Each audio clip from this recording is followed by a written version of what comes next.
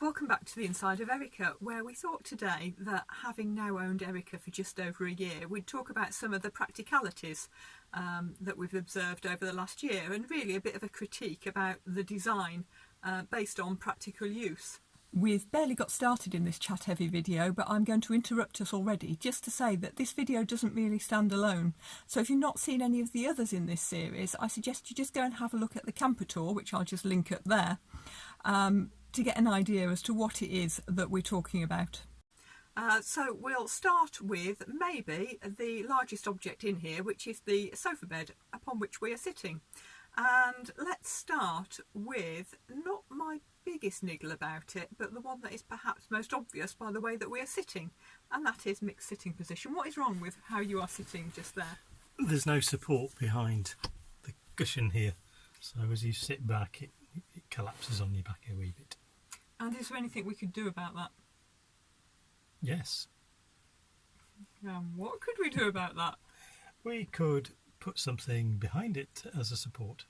But if we were to do that, the problem we'd have is we put something behind as a support, and then when we come to make the bed, we suddenly have something else that we need to put somewhere else because we don't want it there when we're making up the bed. No, it can't be fixed permanently either because it would be on a sliding door.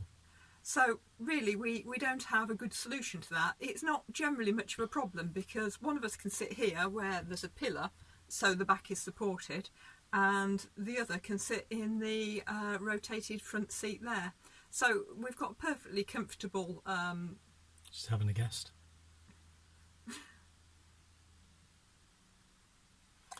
He doesn't know that. He doesn't know that we're in here because we've got blacked out windows.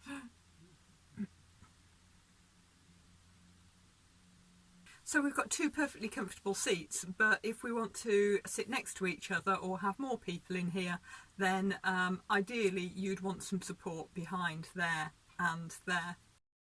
I'm not sure we were really clear what we were talking about there, so let me clarify. This backrest of the sofa sits against this pillar, gives a nice firm backrest if you're sitting in this position. However, the door sits further back than the pillar, and so does this rear panel. So if you're sitting over here, say, this pushes back a lot further. So you're now lolloping back to find a firm backrest rather than sitting comfortably if you are in this position. The other problem with the bed is the lift-up lid, and specifically that the legs to the bed are attached to the lid. I'll put in a little bit of footage here to show what I mean. So the problem with lifting up the bed and having the legs attached is, as you can see, you're bending down here, putting stuff away, you come up and there's a leg right above your head. There's also the problem that if you've stored something on the floor down here carelessly and this then falls down because you've not trapped it with the chair, then it will break the leg off because there's nowhere for the leg to go. And we know that because I did that last December and I broke this leg off. Tried to fix it with glue and screws, that didn't work. There was too much damage, so we had to replace this front piece of wood, and annoyingly, having originally fixed these legs so absolutely perfectly, when we came to redo it, we've actually managed to put a slight twist in it, so this leg now kicks out very slightly, which is annoying but doesn't actually have any practical impact. But I would like it if you didn't have these legs sticking out when you lifted the lid. I'm not sure that there is a good solution to that problem either. I'm sure that, I'll talk to my design guru, I'm sure there is a design we could implement that would allow us to lift up the slats on the bed without having to lift up the legs. But that would add another layer of wood in, wouldn't it, which would add to weight. And not necessarily. You could fit detachable legs so that they don't have, the only time you need them is when you need the support for the bed. So you'd have removable ones, move the thing out and clip the legs underneath. Or there would be a solution similar to Colin, our first campervan's bed, where the support for the bed is actually built into the back of the foam, and therefore when you lift the foam out you can reach underneath, you don't need the individual slats. However, it's not really enough of an issue to make me think that I'm going to rebuild this bed, and likewise I'd actually quite like it if the bed lifted up in two halves, so the half of the bed with storage, that side lifted up, whilst leaving the half of the bed with the heater and the electrics under could remain down. I'm not sure there's any actual really good practical reason why I'd prefer that. It just somehow feels like that would be a better design. Well, access is slightly easier by lifting up and down. But you'd still have to remove the entire cushion off the top. Unless you split the cushion in half. Which I wouldn't want to do because it's more comfortable having a full cushion. So, again, not something we're going to implement, but I think if we were to build another van, we would probably think harder about how we want the bed design in terms of accessing the storage underneath and the practicality of having legs that you're not going to whack in head on or take an eye out or break one of them. And that actually makes me think of one other design issue or build issue that we had. The other thing that became apparent in use, when we were pulling the bed out, it was able to twist because we had only put one screw into each piece of wood. So when we came to replace the front bar, we put 2 screws just in a few of the sliding pieces, which now means it doesn't have that ability to twist as you're pulling it out. So what should we move on to next? Well, the front panels on the bed, the removable front panels are really good. Yep, the removable panel on the front of the bed to access the storage is really good. That works very well. Unless you're trying to load up the entire compartment, then to actually get things in and out, you just take that panel off and pop it back on. That was a good bit of design. Should we move to the kitchen? Okay. I'm in the kitchen. Looking at the kitchen, which is opposite us, the reason we made the kitchen as we did is because we thought aesthetically it was pleasing, and I still hold that that is true. And this is probably an issue that has affected me more than Mick, because I think I probably fertile in the cupboards more than Mick does. But I find that there is a particular, well, 2 things. One is we made the hinges on the doors so that they would mirror each other. I find that with the second door from the right, I am always on the wrong side of it when I try and access that cupboard. I'll get in with a crate of stuff and put a crate of stuff there or there, and then I open this door and suddenly I'm on the wrong side of the door and I'm having to reach round it. Now clearly I can sit just there, but somehow I always seem to find myself either sitting here or kneeling down there and trying to access this cupboard.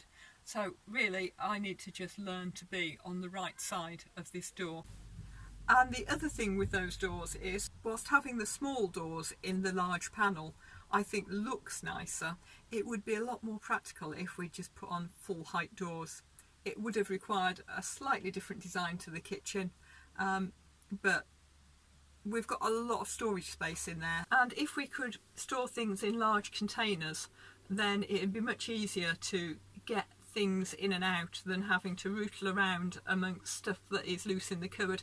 I do put things into little tubs in there, but being able to use larger storage crates I think would be better use of the space and allow us to store more stuff. Otherwise, have you any complaints about how the kitchen works? No, considering the size of the vehicle, the kitchen is quite large for this size of vehicle. Lots of workspace, easy to access. When you're using the cooker or the sink, you can use it from seated on the bed, which no, I think it works really, really well. Right, so we'll move on to, what should we move on to? We should move on to the curtains. Okay, yes, the curtains. They don't fit snugly when you're at night, because the curtains obviously dangle vertically and the sides of the vehicle are slightly out of vertical. Particularly if you're parked on the slope, sideways slope, then they become very much out of vertical. Yeah. So you get the effect of light coming through underneath the curtains. So really we need curtains that fit snugly across the bottom of the rail or fit into some form of rail at the bottom. So essentially what we have at the moment is some curtains that at most cost us pence, And they do block out the light, except for where they hang away from the window. And I think the worst one is this one here, and the only reason that one's the most noticeable is that I sleep immediately below it. So if we're on a slight slope towards the passenger side, then I end up with a curtain across my face. As you may have seen in the Lake District trip video, the solution that we've currently implemented to that is we attach the curtains to the metal of the door frame with some magnets overnight, which holds them in place. I think maybe in the long term we might splash some cash at this issue and actually buy the Vanex curtains, certainly for the 2 sliding doors. The only problem with only buying 2 Vanex curtains is then trying to match in the rear curtains rather than having mismatched. Potentially might look into Vanex for the rear, but I have to say the existing solution of the blind that fits behind the sofa, it really is no trouble to pop that up and take it back down again. Just on the back window though, we're thinking of putting the tinted film. The tinted film on the back window. Probably not go quite as dark as the sides. Yeah, we got some comments on the previous video suggesting that it is worth doing, and the obvious solution to cutting out too much light is to go with a lighter bit of film. And incidentally, the reason it's gone all dark behind Mick's head here is because we do now have that window open slightly because it's a bit warm in here today. Right, now should we talk about electrics? Okay. What do you think about the electrical system? I think it works fairly well. There's sufficient light. We've not tested it in very much in terms of we've not been power hungry. Power requirement. We don't tend to be power hungry even in our other van. So basically one 100 amp hour battery is absolutely loads for us. The only reason that we would ever need that amount is in winter running the heater. So yeah, the electrics all seem to be very much adequate for what we're doing. The light seems to be adequate. Haven't really got anything to add. We could have had another light over the sliding door. We could have had another light over the sliding door, and I think we should have had another light over the sliding door. Not because it's necessarily needed for the level of light in here, but so that it would give a reading light for anybody sitting in the passenger seat. As we said earlier, that tends to be a highly used seat. We did put in the wiring so that we've got the wiring sitting behind that bit of roof liner for that light. What we didn't do is put in the reinforcement onto the header liner to attach the light to. So it's probably possible to retrofit one. It's probably not going to be too difficult. It's whether we actually ever find ourselves moved to actually do it. Otherwise, on the electrics, the voltage sensing relay and the solar panel, absolutely adequate thus far to charge the battery. We have taken the mains hookup away with us a few times, but I have to say we've used it so little we really could have just used the 12 volt for most things. It was useful in the colder months to run a fan heater, because if you're paying for electric you may just as well use it. The blue lights on the switches at night do tend to illuminate under the bed. Illuminate, yes, they do tend to cast a bit of a glow under the bed. You probably don't notice because you're on the other side, but I have noticed. It's nice to have a low level light, and you do need to make sure that you've turned off everything bar the ceiling lights and that one switch down on the panel, because that reduces to just one little blue LED overnight. And really, if it bothered us that much, we could just put a bit of tape over it or switch that switch out. But it's actually useful to have those blue lights so that you can see at a glance if you've got anything left on. And I suppose naturally following on from the electrics would be the heating. Yeah. As we've just mentioned it in passing, the heater works well. It heats it up quickly. Yes, gets very warm very quickly. It is quite noisy, but not unbearably so, particularly since we padded out the pump with some closed cell foam and suspended it off some cable ties. So you still hear the rhythmic tick tick tick of the fuel pump. But if you've got it on the high, the fan almost drowns it out now. It's quiet enough that it's almost drowned out by the fan. It's okay because the fan's so noisy. It is quite a noisy system, but as I say, not unbearably so. The one error we did make on the heating. We did. the one error I made on the heating, we of course needed to put a hole into the fuel tank so that it can breathe, otherwise we'd create a vacuum and that wouldn't be a happy situation for feeding fuel into the heater. I put that hole into the cap of the fuel tank and then immediately realised that that was an error, and I tried to ignore it for a while, and what happens is, probably could do with a little bit of footage to show this. The issue with the tank is that I drilled a hole in this cap. Very clearly that is not the right place, because as soon as you drive, the fuel sloshes and it gives it an escape route, which means that anybody sleeping on that side of the bed, which is me, sleeps to the intense smell of diesel that has come out of the tank. As you can see, our temporary fix for that is to have a bag under the cap. The more permanent fix that I really will get round to very soon before it comes into winter again is to glue a patch over the hole I made in the tank, and the correct place to have put the hole would have been just here, which is the least likely place for fuel to actually spill out while still giving a breather hole. So that's everything really related to the design that we can pick holes in. Generally very practical. We like Erica. As I say, there are just a few things that we perhaps think about a little bit more if we were to do this again. Well, you could go and do a lot more by throwing more and more money at things. You know, like, as you said, the curtains. There's several things we could do, but they're niceties. We're happy with the way it is at the moment. Actually, talking about windows, which we kind of were, I will be ordering some rain guards for the front windows. Oh, yeah. They come in at £35. That means that overnight we can leave the front windows cracked open and allow some ventilation in, and if it rains we won't get rained on. So that's everything about the design. What about the choice of vehicle itself? I think there is only one comment on the choice of vehicle, and this is specifically not the fact that it's a Peugeot Expert or Peugeot Expert Tepee. This is about the fact that it's a wheelchair accessible vehicle. And the thing that we've had to recognise and take care over is that by having the lowered section in the middle of the floor, what that does is, obviously, it lowers the base of the vehicle, and I think from memory it's about 14 centimetres that it lowers it by.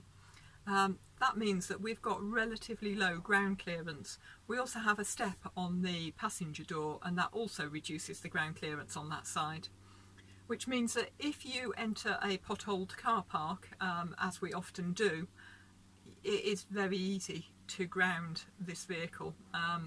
As I say, there's just not a lot of ground clearance.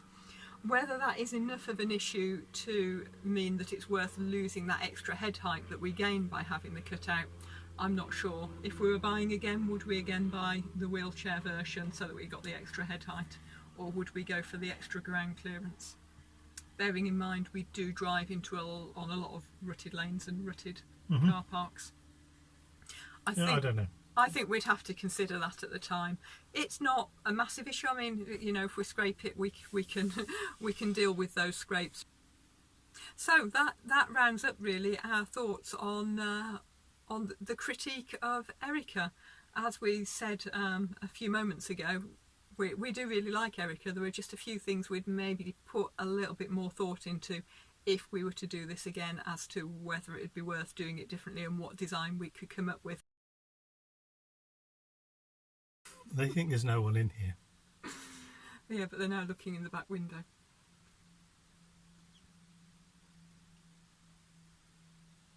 Can you remember what we were saying?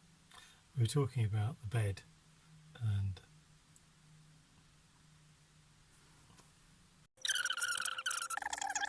So that the water tank in that scenario, waffly, shut up, edit it out. Okay. The removable front panel on the front of the bed, it would be on the front of the bed because it's a front panel. Oh, we are waffling on this one. We can